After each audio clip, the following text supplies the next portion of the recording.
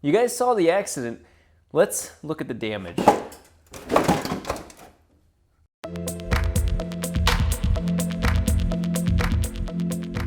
Thankfully, nobody was hurt. But that said, I 360 no-scoped the car and was able to bleed off enough speed to do a very minor damage to the whole vehicle. Now, in this case, I wanted to show you, as I find out, what is going on and what I need to replace. Fortunately, the front bumper is ripped open like that kid that tried diving off of the edge of the concrete and ripped his mouth open like this. We got some Predator things kind of going on here.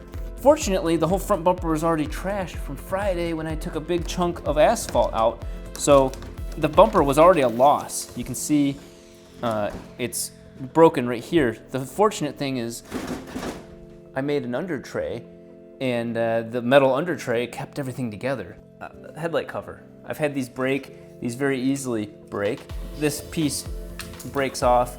It somehow shattered the mounts for this, kept that alive. You can see what sort of quality paint job was on the car. That's amazing. The headlight itself shattered in multiple spots. It still worked though, but very dim.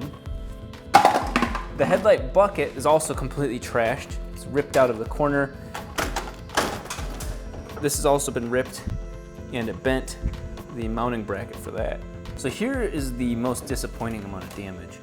You see right there, right at the most heaviest of impact spots, that's basically where the energy was transferred from the guardrail to the car. That bar is supposed to run perpendicular to the length of the car. It is now in a bit of a zigzag. The interesting part is that's bent in because of my intercooler. The intercooler is cracked, or at least the aluminum has some stress fractures. I have boosted the car as a test, not full boost, but that is very disconcerting. It's slightly difficult to see without squaring everything up, but this side is distinctly pushed in. So this is buckled over here, and this is now touching the radiator. So this is kind of curved in. We need to pull that back out, and the bumper reinforcement needs to be pulled out. None of the expensive stuff, none of my wiring was affected. So very fortunate, very lucky. What you're gonna notice is this car was already a hunk of shit, honestly, when it came to the visuals. So we're not talking about a total loss. This is certainly salvageable. I'm very fortunate that these small things can be addressed.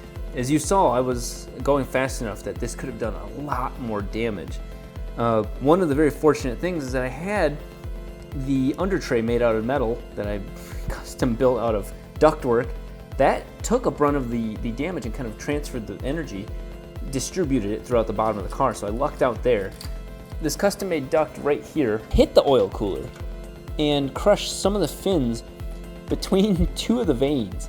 So instead of it hitting a vane and dumping oil on the ground, it was very fortunate this, upon impact, just crushed some of the vanes. So I'll probably need a new oil cooler just to get maximum efficiency. Now, I want to make it clear that this is not something where I was trying to chance it. I was trying to be an idiot.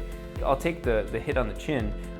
I saw quite a few people posting, did not know that that's how easy it is to dump a car with slicks. So as much as you guys want to roast me, I guarantee that little accident has prevented at least one person from making a much larger one. So, you know what, you can make fun of me all you want.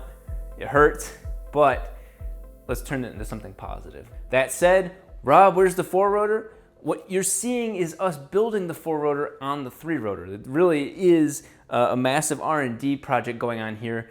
You're about to see this car hit 900 horsepower, and then we're gonna keep pushing it even further. Why? Because you can't hit a 4-rotor with 1,500, 1,400 horsepower if you don't have a 3-rotor with 1,000. Makes good sense to me. Can't make those claims. So the rear suspension was very loose. Fortunately, I was completely safe, and I'll show you more about that in one of the next videos.